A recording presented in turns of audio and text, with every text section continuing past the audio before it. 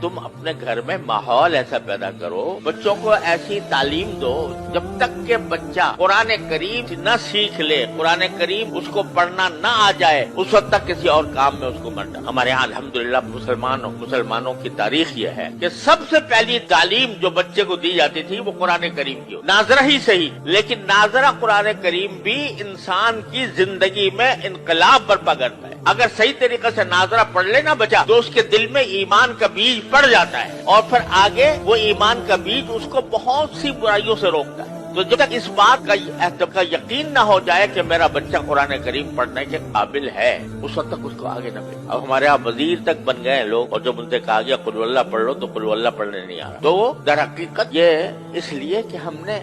ہمارے ذہن سے دین کی تعلیم و تربیت کی اہمیت ہی ختم ہو گئی۔ ہمارے دل میں اس کی اہمیت ہی نہیں ہے کہ ہمارا بچہ جو ہے وہ دین کی معلومات، دین کا علم حاصل کرے۔ نہ صحیح ٹھیک ہے، ہم نے یہ نہیں کہتے کہ آپ ہر ایک کو عالم دین بناؤ، ہر ایک عالم دین بننا بھی فرض نہیں کہ آپ پورا درس نظامی پڑھاؤ 8 سال، لیکن اگر کم از کم جو انسان کے ذمہ فرض عین ہے اس کا علم تو بچے کو ہر حال میں ہونا چاہیے، اور اس کے لیے کسی ایسی درسگاہ، الحمدللہ اب ایسی درسگاہیں موجود ہیں جس میں جو دنیاوی تعلیم کہلاتی ہے وہ بھی الحمدللہ اس میں پڑھائی جاتی ہے، اور اس کے ساتھ ساتھ اس کو مسلمان بنانے کی بھی فکر ہوتی ہے، اس کو دینی معلومات بھی فراہم کی جاتی ہے۔ ایسی درسگاہوں کے اندر اس کو بھیجو۔ جب تم خود ایسے درسگاہوں میں بھیج دو گے جہاں پر الحاد اور بے دینی کا چرچا ہے تو پھر وہ اس کی ذمہ داری تمہارے اوپر عائد ہوتی ہے کہ تم نے ایسی جگہ بھیجا کیوں۔ اور دوسری بات یہ کہ اگر فرض کرو کہ کوئی بچہ آپ نے کسی درسگاہ میں بھیجا، کسی اسکول میں بھیجا، وہاں پر دین کی معلومات اس کو حاصل نہیں ہو رہی، دین کا علم اس کو حاصل نہیں ہو رہا، تو کم از کم اتنا تو کر لو کہ اپنے گھروں کے اندر تھوڑا سا وقت اپنے بچوں کے ساتھ ایسا نکالو جس میں کچھ دین کی معلومات بچوں کو فراہم کی جائیں۔ کم از کم سیرت طیبہ، نبی کریم سرور عالم صلی اللہ علیہ وسلم کی سیرت طیبہ سب مل کر گھر والے بیٹھ کر تھوڑا سا وقت نکال کر اس میں پڑھیں۔ اس سیرت طیبہ میں نبی کریم صلی اللہ علیہ وسلم کے حالات زندگی بھی ہیں، اس میں نبی کریم صلی اللہ علیہ وسلم کے اخلاق بھی ہیں، آپ کی معاشرت بھی ہے، آپ کے سکھائے ہوئے آداب بھی ہیں، وہ سارے کے سارے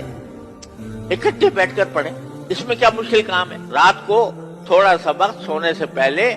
اپنے سارے بچوں کو جمع کر کے اور اس میں خود نبی کریم صلی اللہ علیہ وسلم کی سیرت طیبہ کی کوئی کتاب پڑھ لو سب بیٹھ کے، تو کم از کم گھر کے ماحول کے اندر ایک ایسا مدرسہ قائم ہو جائے گا، اور یہ اصل مدرسہ ہے۔ نبی کریم صلی اللہ علیہ وسلم کے عہد مبارک کوئی باقاعدہ مدرسہ نہیں ہوتا تھا، صبح تھا جس میں صحابہ کرام مختلف علاقوں سے آ کر تھوڑے سے پڑھ گئے تھے، وہ انہوں نے تو اپنے آپ کو خاص کر لیا تھا اس کے لیے، لیکن ہر صحابی کا اپنا گھر خود مدرسہ تھا دین کا۔ ہر صحابی کے گھر میں تذکرے نبی کریم صلی اللہ علیہ وسلم کی سنت کے ہوتے تھے، آپ کی سیرت کے ہوتے تھے، اس کے نتیجے میں جو اولاد پیدا ہو رہی تھی وہ اولاد بھی سیرت اور سنت کے سانچے میں ڈلی ہوئی تھی۔ اس میں کیا مشکل کام ہے؟ میں کہتا ہوں 15 منٹ نکال لو، 15 منٹ روزانہ، اور اس میں نبی کریم سرور عالم صلی اللہ علیہ وسلم کی سیرت طیبہ پر مشتمل کوئی کتاب پڑھی جائے، اور پڑھ کر بچوں کو اس کا علم دیا جائے سیرت طیبہ کا، اور پھر سیرت طیبہ کے ساتھ جو بنیادی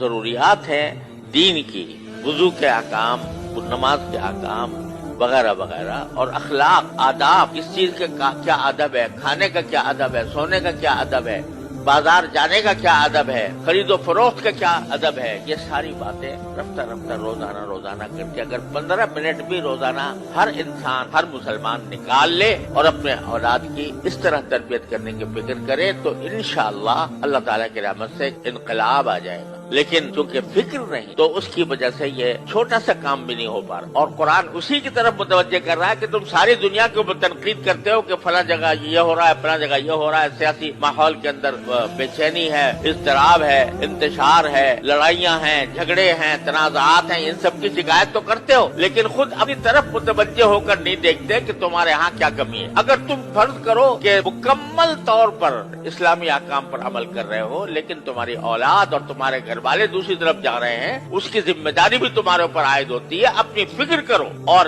اس کا ایک آسان راستہ میں آپ حضرات کی خدمت میں عرض کر رہا ہوں کہ 15 منٹ نکال لو روزانہ رات کو، اور اپنے گھر والوں کو جمع کر کے اس میں سیرت طیبہ اور احکام